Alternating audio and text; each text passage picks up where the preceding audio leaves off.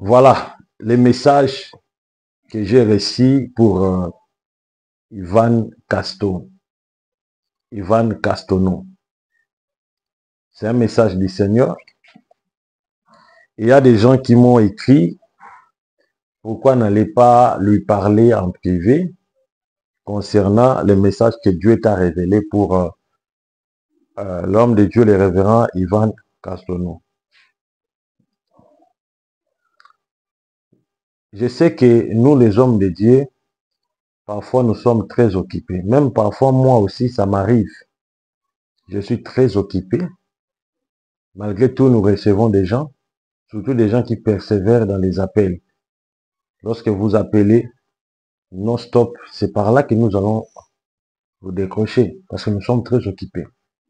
J'ai vu le seul moyen de lui transférer ces messages, c'est à partir des réseaux sociaux. Alors, voici ces messages que Dieu m'a révélés pour le révérend Ivan Castono. J'ai vu, le Seigneur m'a montré, il a frôlé un AVC. Je l'ai vu assise dans une chaise roulant. C'est dans cette vision.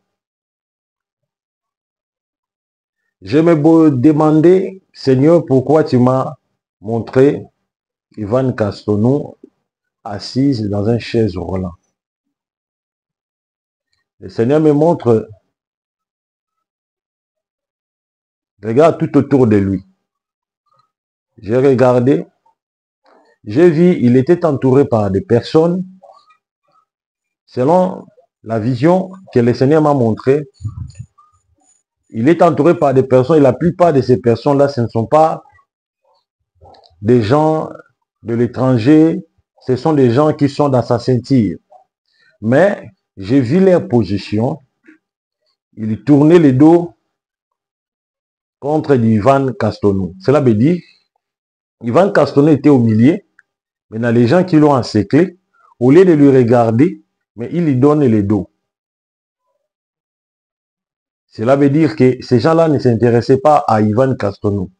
Et c'est par là que le Seigneur me montre que il y a des gens qui s'approchent de lui seulement pour avoir les biens matériels ou bien pour bénéficier de son sépentis, mais non pour servir Jésus.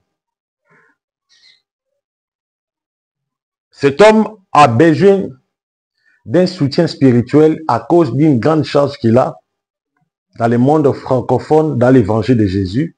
Il y a beaucoup de combats, il y a des gens qui le combattent. La plupart, ce sont des occultistes qui combattent Ivan Castono. Maintenant, les intercesseurs, les serviteurs, au lieu de lui soutenir dans la prière, de l'accompagner dans la prière, de prier pour lui, comme apôtre Paul nous a recommandé dans la Bible de prier pour nos dirigeants. Et il se soucie du bien matériel. Il pense qu'Ivan Castono lui donne de l'argent. Au lieu de prier pour l'homme de Dieu, mais il ne prie pas pour l'homme de Dieu. Il envisage, ils sont en train plutôt d'envisager que le matériel. Voilà pourquoi j'ai été montré, là le Seigneur me parle, voilà pourquoi je te montre, il est assis dans une chaise roulante. Cela veut dire, il aura une attaque spirituelle et cette attaque-là va la conduire d'être paralysé et assis dans une chaise roulante. Je donne ce message pour ne pas créer du buzz. Mais ce message que le Saint-Esprit m'a montré, c'était 3 jours passés, c'est pour lui faire réveiller afin qu'il se donne de plus en plus dans la prière et qu'il crée une équipe de plus vite possible des intercesseurs et des intercesseuses pour le soutien de la prière. Il est très combattu. Dans la vision, je voyais un groupe de francs-maçons, des occultistes, qui se sont rencontrés. Je vois dans un club, ils citaient les noms de l'Ivan. Les projets, c'était de détruire, de les tuer. Les projets, c'était de ne plus voir son existence sur la terre. C'était ça leur projet, leur complot. Et voilà pourquoi le Saint-Esprit m'a révélé que les gens qui sont tout autour de l'Ivan, ce sont des gens qui se soucient que de leur ventre, non de prier pour l'homme de Dieu. Et Dieu interpelle au révérend Ivan Castonneau de prier et puis de créer une autre équipe de l'intercession. Parce que vous êtes très combatifs. Il y a des combats qui vous arrivent intenses dans votre vie. Je ne vous connais que dans la télévision. Je ne vous ai jamais vu en face, mais le Seigneur m'a fait voir votre vie. Dieu m'a révélé votre vie. Et lorsque le Seigneur m'a révélé, le Seigneur m'avait aussi parlé pour Odeyopo. Dieu donnait déjà ce message-là. Et le Seigneur m'avait montré, je vis la mort. Je vis la mort. Il avait fait un malaise. Alors, l'église devait aussi s'organiser pour prier pour l'homme de Dieu, soutenez-lui dans la prière.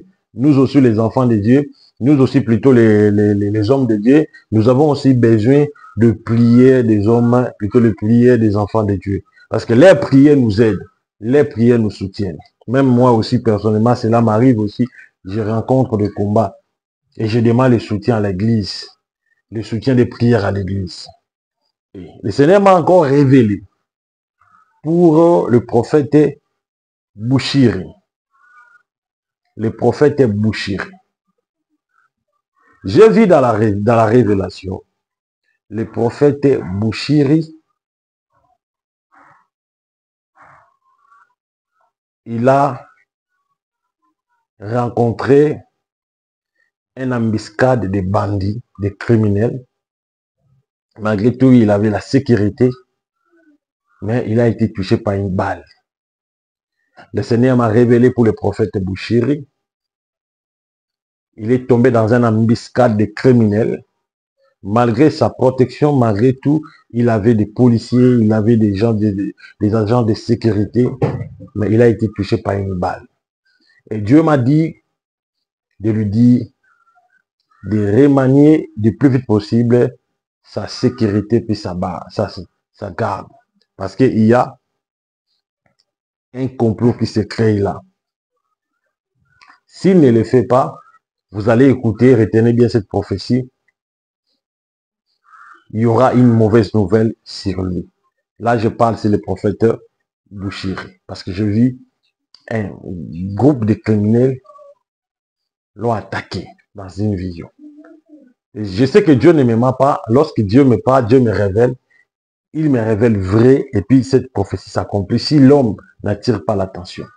Voilà pourquoi je viens encore une fois de plus pour annoncer cette prophétie au prophète Bouchiri. Et si les corps de Christ qui écoutent mieux le français, vous devez les transférer ces messages. Parce que le Seigneur m'a montré, il aura une attaque spirituelle qui va atteindre personnellement sa vie. Et c'est le moment qu'il prie, qu'il se donne dans la prière, afin de détruire, de déstabiliser la force de l'ennemi, la force du diable dans sa vie. Dans cette même vision, le Seigneur m'a parlé sur beaucoup de choses. Et Dieu m'a fait quitter. Je voyais comme s'il y avait comme des livres. Les livres qui se tournent, plutôt qui tournent sa page à un moment. Je vis pour le Ivan Gastonneau, je vis pour Odeyopo, et puis je vis pour Bouchiri. Dieu m'a parlé pour lui. Et j'ai quitté cette liste-là, cette page-là. Le Seigneur m'a encore amené. Il m'a montré un message dans les Nigériens. Maintenant, dans ce message, je n'ai pas vu le tube Yoshua, mais j'ai vu sa femme. Je vis sa femme. Sa femme a des combats terribles. Sa femme a des combats terribles. Et le Seigneur me dit, les mêmes hommes qui ont empoisonné l'homme de Dieu, ce sont les mêmes hommes qui sont tout autour de sa femme, la femme du prophète Yoshua. Et c'est par là que le Seigneur me dit, la femme du pasteur Yoshua, du prophète Yoshua, doivent changer des personnes, qu'il change des personnes, qu'il crée une nouvelle communauté de sa propre sécurité. Parce que les mêmes personnes qui ont tué son mari, ce sont les mêmes personnes qui travaillent avec elle. Et je suis en train de voir même que les mêmes attaques avaient subi son mari. Et ces mêmes attaques sont en train de revenir chez sa femme.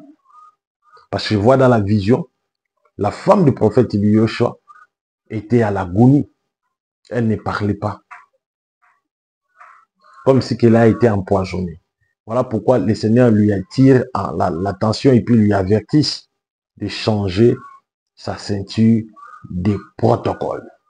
Parce que ce sont les mêmes personnes qui ont tué son mari et c'est les mêmes personnes qui sont en train de continuer de comploter pour déstabiliser de plus en plus l'œuvre du Seigneur dans sa femme. C'était ça ce que le Seigneur m'a montré. Alors, je me tiens étant qu'un prophète selon Habakkuk. La Bible dit Habakkuk veille sur la tour. Amos 3, 4, 7, la Bible dit le Seigneur ne fait rien sans pourtant révéler son secret à ses serviteurs le prophète. Alors je me tiens là, je viens étant qu'un prophète pour annoncer cette révélation. Que Dieu vous bénisse. Alors pour plus d'informations, pour des gens qui veulent peut-être me contacter, mon numéro c'est plus 243 97 76 24 454. Plus 243 97 76 24 454. Je reçois chaque dimanche à partir de 8h30. Nous sommes dans la commune de Mongafula, avenue Banzamboma numéro 4, arrêt Chambre-Fa.